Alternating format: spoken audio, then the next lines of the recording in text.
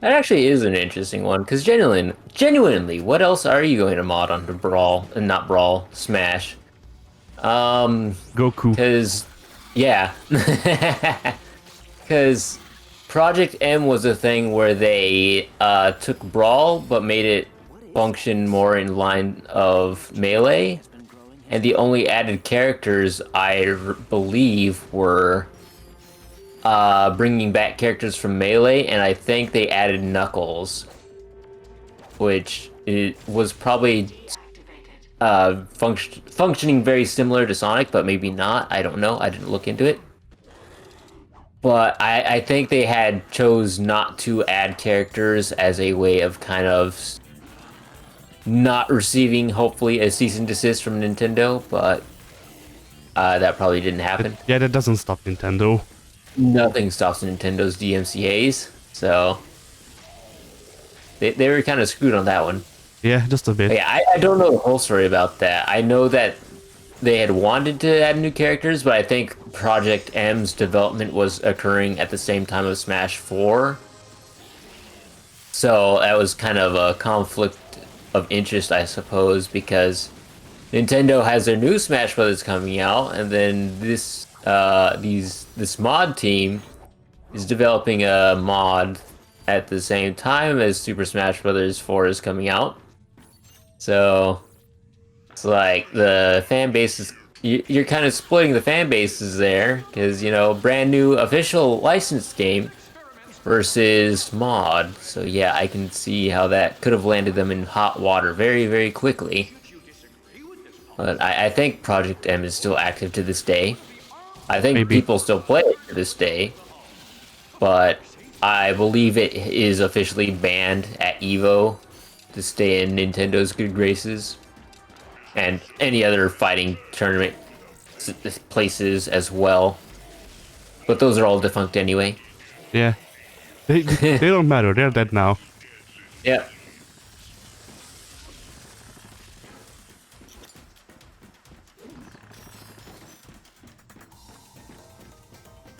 You know, I find it really funny how with the shutdown of the FGC kind of because locals are gone.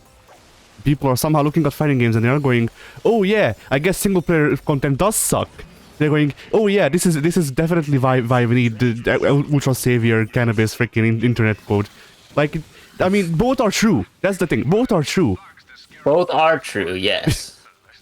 because we do need rollback in the fighting games, but we also need single player content.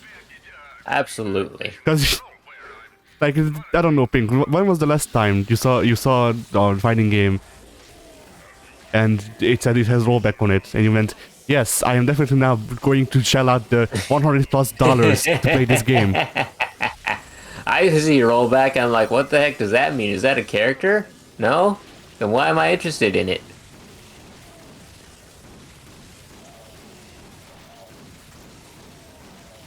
Because like rollback's cool Uh, for people who only play online, right. but there's an install base aside from those people. Yep, me as a filthy casual, I see rollback, I'm like, I don't understand it. Where's my women with large breasts that I can play as and kick other people around with? So what you're saying is That's what I want. what That's you're what I saying, want. Pink, is no biken, no biken. No biking? Yeah.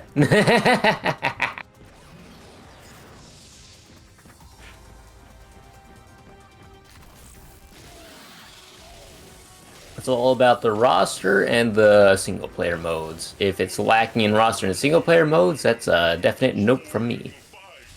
Yeah, and like fighting games seem to be doubling down on not having single player content, if anything, because they're like, "Oh well, nobody plays these because we don't add it in, so nobody can play it." But you know, whatever, nobody plays these, so why would we add it in? Yep. And the rosters are taking hits as well because DLC is such a massive force in Well, not just that. comics. Actually, not just DLC.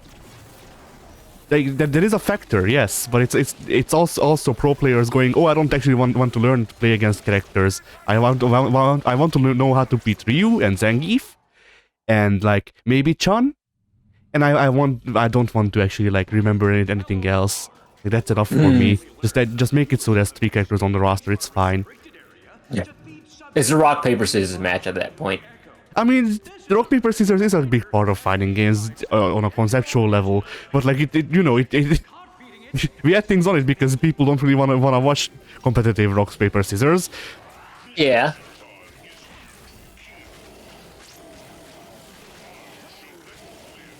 Like I'm sure we could do mind games and shit like that in competitive rock paper scissors as well, but like Just a little bit. but that's like saying that freaking there's nothing to, I don't know, like racing games aside from car. Like technically kind of true, but there's some mechanics that you need to consider that actually give it depth. Right. All right, let's see more cards. Yes. Oh, nice. We get 2 more clusters. My favorite racing game that's not called Mario Kart would have to be Need for Speed.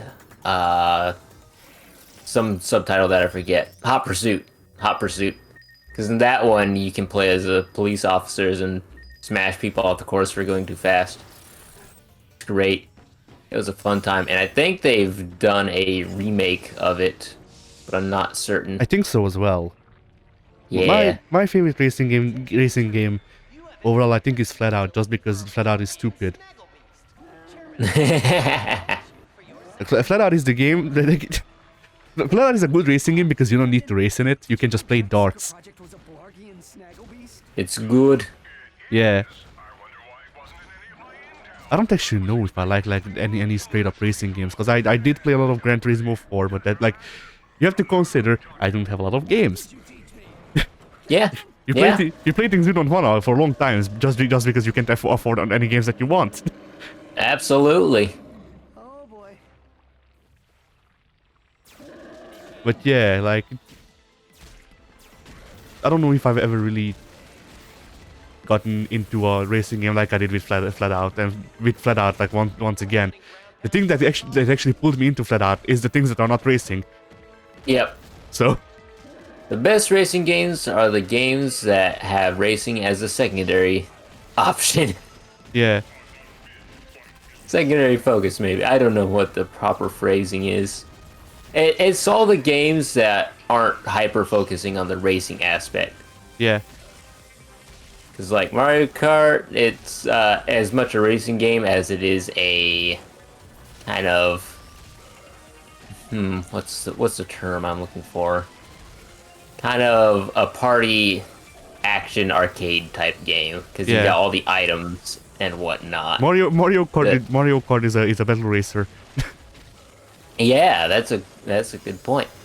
Then there's also Twisted Metal, which is Battle Racer to the extreme, where the Yeah. goal isn't even racing, it's just drive around in a car and shoot things. It's great. Then I liked Hot Pursuit because, like I said, you can either play as an actual racer and try to avoid the cops, or you can play as the cops and try to pull people over and arrest them. It's great. Then all those other Destruction Derby type games where it's racing and you're also crashing, and it's great. It's glorious. But any of the basic racing games, like normal Need for Speed or Gran Turismo or any other games like that, NASCAR, those are terrible. They're boring. I don't like them. My favorite part of playing NASCAR was getting into first place, turning around, and causing a massive 200 car pileup. Okay, this is yet another freaking thing where I go, hey, yes, I was born in the 2000s and really want to be American, I guess. I don't know, but you know, I spent a lot of time watching freaking Monster Jam. Monster Jam. Right around the same time that I was watching skateboarding, actually. So yeah, checks out. They kind of coincide, yeah. I mean, they do have a demographic overlap, and both do have Nickelback. I don't know where Nickelback. Yeah, remember Nickelback? Yeah.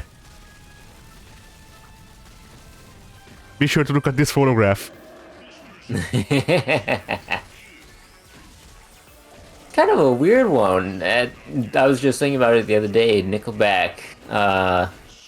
It kind of... I don't know when they really got popular. Because it almost, to me, feels like they were always there. and then they were a meme. Yeah, And there's there at was the dawn of very time there was little. Nickelback. Yeah, it was like in the very early 2000s. They kind of sort of existed, and they were probably pretty popular. I don't know because I wasn't really able to have my ear on the pulse of pop culture back then. But then Photograph rolls around, and that's like the top song of whatever summer that was. And then like a year later, that's a meme. Yeah, Like, I don't know. The first Nickelback song I remember hearing is the Rockstar. So, yeah, probably. but Need then to look like at their the European discography. charts, the European charts are weird because a lot of times it's the same shit as America, except when it's not. And then it's the fucking cheeky girls. Yeah, the difference between the charts all over the world, it's very weird because yeah, it oftentimes does overlap with all the other countries.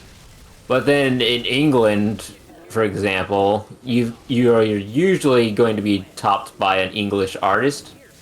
It's usually whatever America's listening to, plus whoever's tops out in England. And I'm sure over in like the more Asian locations, it's going to be whatever America's listening to, as well as K-pop or Whatever, whatever whatever, indies whatever are listening Americans are to. listening to. Also, Butterfly by Smile. Oh yeah. Like that's the eternal Asian song. Eternal Asian song. I like it. I mean, like you don't know you don't know which song I'm talking about, but you know, like you don't know the title, but you have heard the song. I'm sure. It's possible. I mean, you have seen like any of those shitty plastic Chinese phone toys. Yep. Yeah, remember the song that played? Ay ay ay, I'm a little butterfly. Yeah. Yeah, that's Butterfly That's by it. Smile. Yeah. Okay. So you've heard the song. Okay. Yeah. Weird. I'm so in tune with pop culture. Yes. Especially Asian pop culture. Yeah. Well, shoot, I gotta become a weeb now and start planning my vacation. Yes. I'm coming to Japan, boys. We're we're moving out to Okinawa.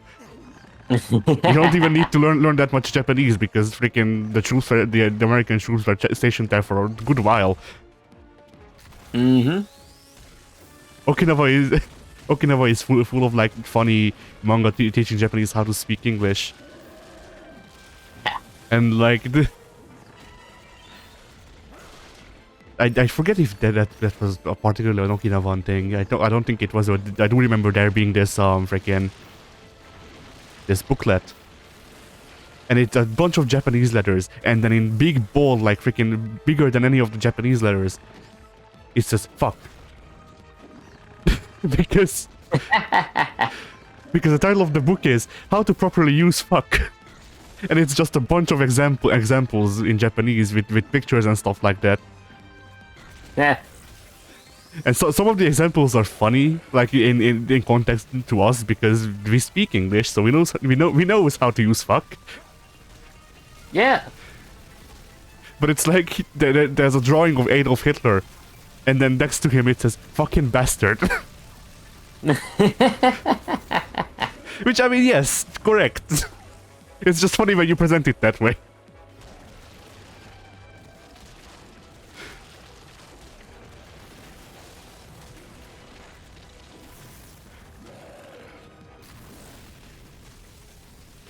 But yeah, that's like it's funny how other languages take up cussing from English, even when they have their own freaking curse words. Yeah.